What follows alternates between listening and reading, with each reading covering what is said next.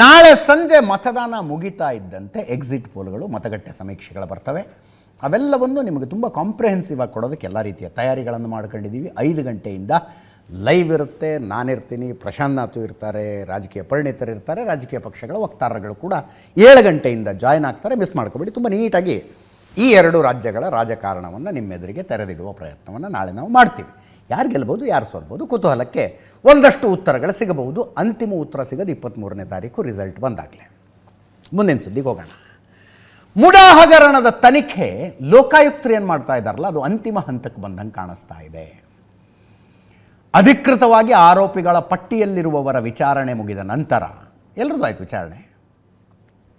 ಮಲ್ಲಿಕಾರ್ಜುನ ಸ್ವಾಮಿದಾಯಿತು, ದೇವರಾಜದಾಯಿತು, ಪಾರ್ವತಿ ಅವ್ರದ್ದಾಯಿತು, ಸ್ವತಃ ಮುಖ್ಯಮಂತ್ರಿ ಸಿದ್ದರಾಮಯ್ಯನವ್ರದ್ದು ಆಯಿತು.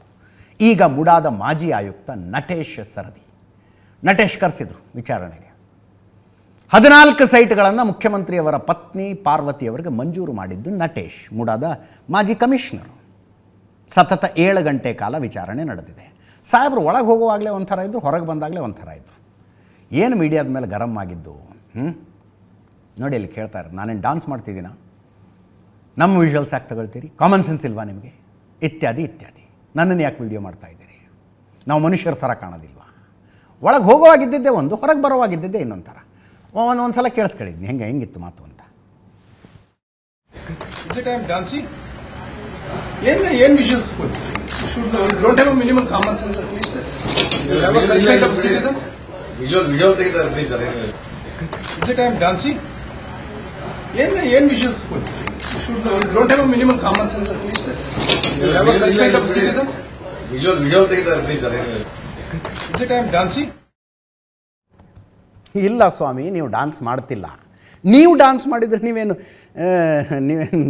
ಐಶ್ವರ್ಯ ರೈನಾ? ನೀವು ಡಾನ್ಸ್ ಮಾಡಿದರೆ ನಾವ್ಯಾಕೆ ಬಂದು ಕ್ಯಾಮ್ರಾ ಹಿಡಿಯೋಣ?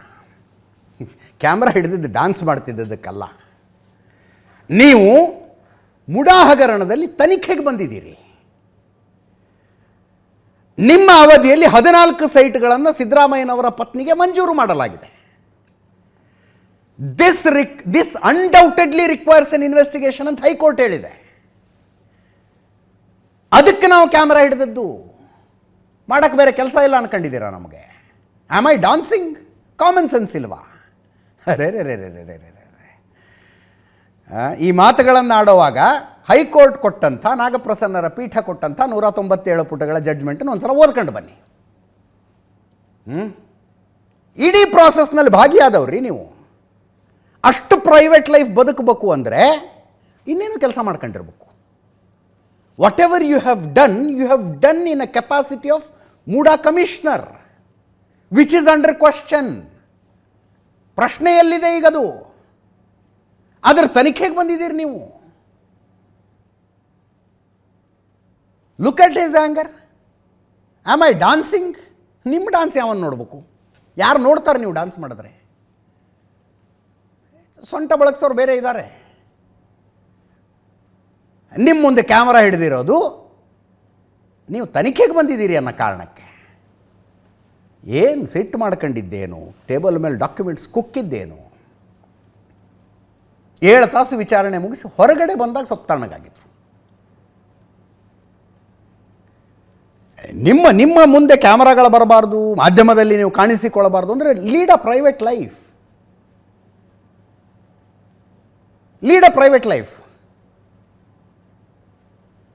ನೀವು ಒಬ್ಬ ಅಧಿಕಾರಿಯಾಗಿ ನಿಮ್ಮ ಕೆಪಾಸಿಟಿಯಲ್ಲಿ ಏನೋ ಒಂದು ನಿರ್ಧಾರ ತಗೊಂಡಿದ್ದೀರಿ. ಆ ನಿರ್ಧಾರದ ಮೇಲೆ ಕೇಸ್ ಆಗಿದೆ, ತನಿಖೆ ನಡೀತಾ ಇದೆ ಅಂದರೆ ಕ್ಯಾಮ್ರಾಗಳು ಇರ್ತವೆ ಕ್ಯಾಮ್ರಾಗಳು.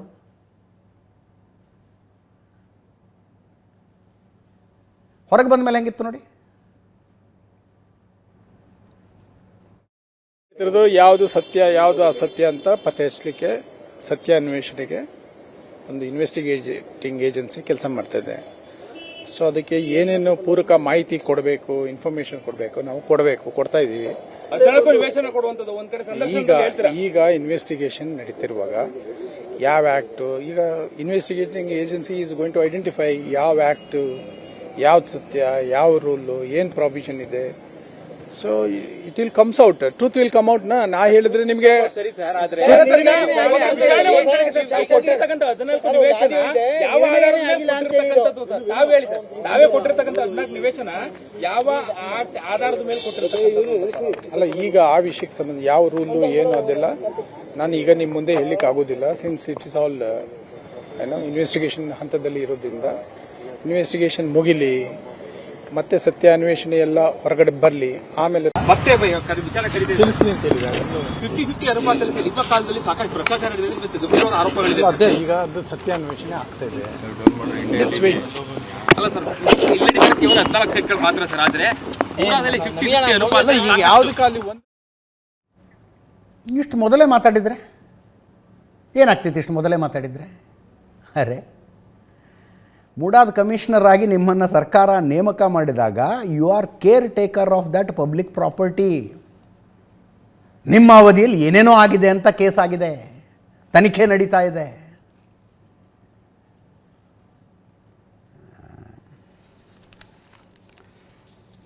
ಈ ನಟೇಶ್ರನ್ನು ಅರೆಸ್ಟ್ ಮಾಡಬೇಕು ಅಂತ RTI ಕಾರ್ಯಕರ್ತ ಗಂಗರಾಜು ಲೋಕಾಯುಕ್ತ ಪೊಲೀಸ್ ಠಾಣೆ ಮುಂದೆ ಪ್ರತಿಭಟನೆ ಮಾಡಿದ್ರು ಇವತ್ತು, ಕಪ್ಪು ಪಟ್ಟಿ ಧರಿಸ್ಕೊಂಡು. ಅರೆಸ್ಟ್ ಮಾಡಿ ಇವರನ್ನ ಅಂತ.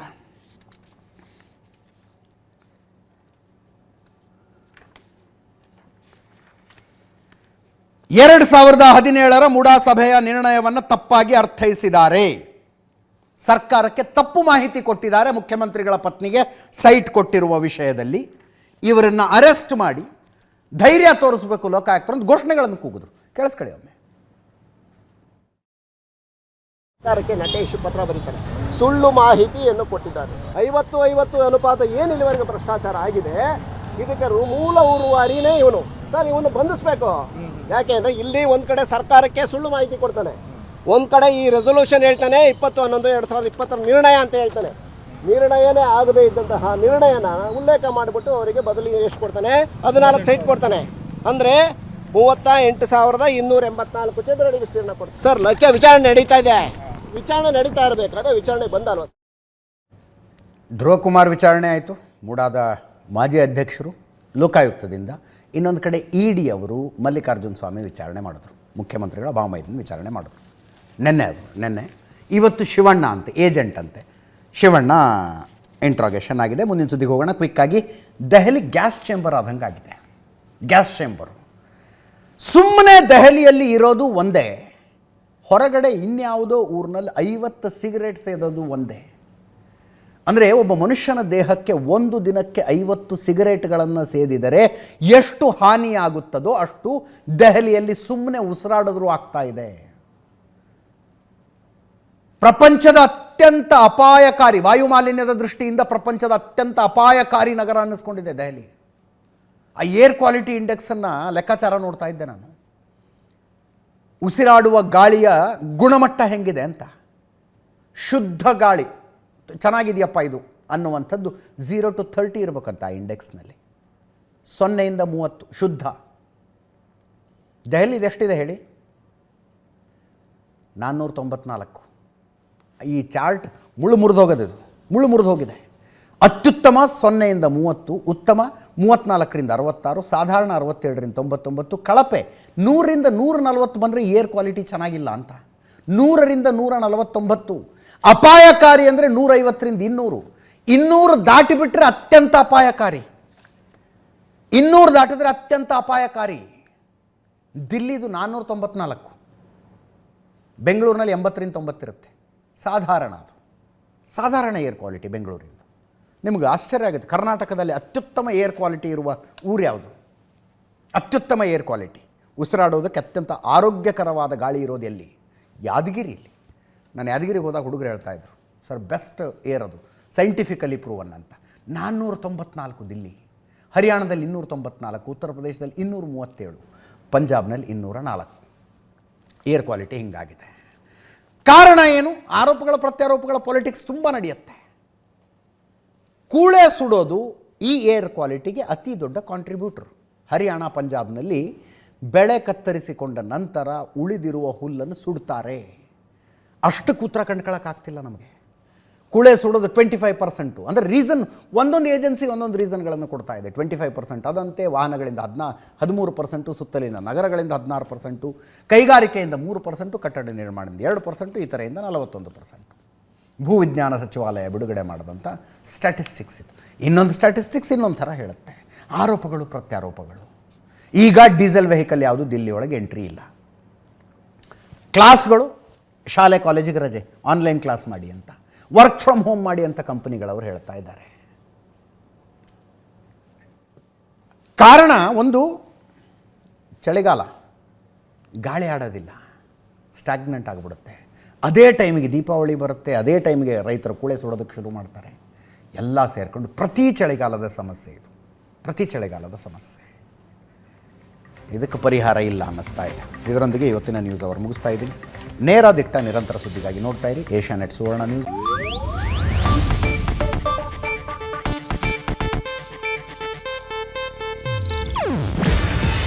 ಇದು ಏಷ್ಯಾನೆಟ್ ನ್ಯೂಸ್ ನೆಟ್ವರ್ಕ್ ಪ್ರಸ್ತುತಿ. ನೀವು ನೋಡ್ತಿದ್ದೀರಾ ಏಷ್ಯಾನೆಟ್ ಸುವರ್ಣ ನ್ಯೂಸ್.